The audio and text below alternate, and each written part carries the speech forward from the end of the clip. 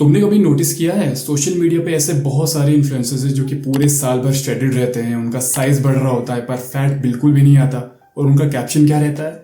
100% natural. सच सुनो, ये naturally possible ही नहीं है, और अगर तुम इसको बिलीव कर रहे हो ना तो तुम ऑलरेडी इस इल्यूजन में फंस चुके हो। इस तरह की अनरियलिस्टिक फिजिक्स को देखने के बाद तुम अपने माइंड में गलत गोल्स बना देते हो, और फिर थोड़े टाइम बाद तुम सोचते हो भाई मैं भी तो सेम वर्कआउट कर रहा हूँ, फिर मेरी बॉडी ऐसी क्यों नहीं बन रही। और यहीं पे तुम खुद पे डाउट करना स्टार्ट कर देते हो। तुम सोचते हो क्या मेरा वर्कआउट गलत है, क्या मेरी डाइट खराब है, या फिर मेरे जेनेटिक्स ही बेकार है, आखिर दिक्कत है कहाँ पे? जबकि ऐसा कुछ भी नहीं होता। अगर किसी चीज की कमी है तो वो है आपकी इन्फॉर्मेशन एंड अवेयरनेस की। मैं सीधा बोलता हूँ, फिटनेस इंडस्ट्री का एक बहुत बड़ा पार्ट फेक है। बहुत सारे इन्फ्लुएंसर्स स्टेरॉइड्स का यूज करते हैं और बड़े कॉन्फिडेंट होकर ऐसा बोलते हैं कि मैं नेचुरल हूँ। क्यों?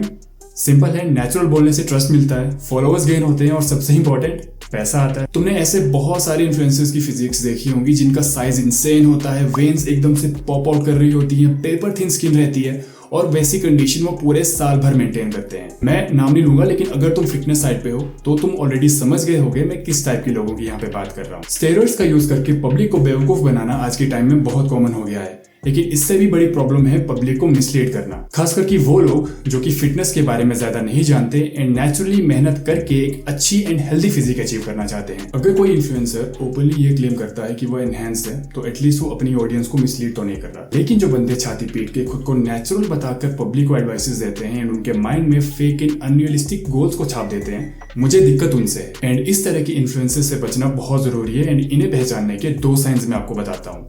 साइन नंबर 1, अगर कोई बंदा एक साथ बहुत बड़ा है, बहुत लीन है, पूरे साल भर उसकी बॉडी कंडीशन सेम रह रही है, ये बहुत बड़ा रेड फ्लैग है। नेचुरल बॉडी इस तरह से सस्टेन कर पाना थोड़ा डिफिकल्ट होता है। Sign number 2, transformation speed.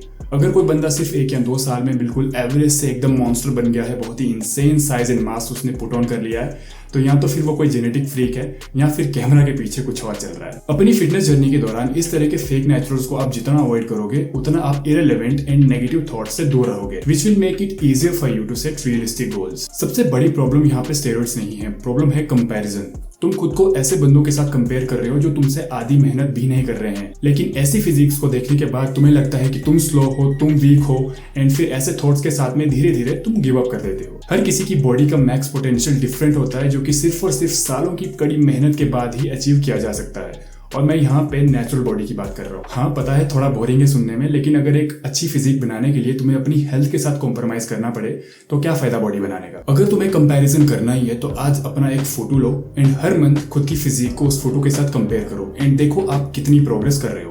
अगर प्रोग्रेस छोटी सी भी है ना तो वो बहुत ज्यादा मोटिवेटिंग होगा आपके लिए। याद रखो, हमें किसी की तरह नहीं दिखना है, बस खुद का बेस्ट वर्जन बनना है। अपनी जर्नी पे फोकस करो, रियलिस्टिक फिजिक एम करो, और सबसे जरूरी जो देख रहे हो उसको ब्लाइंडली मत मान लो। तुम्हें बॉडी बनानी है या फिर इल्यूजन चेज करते रहना है, डिसीजन तुम्हारा है। Stay aware and stay safe.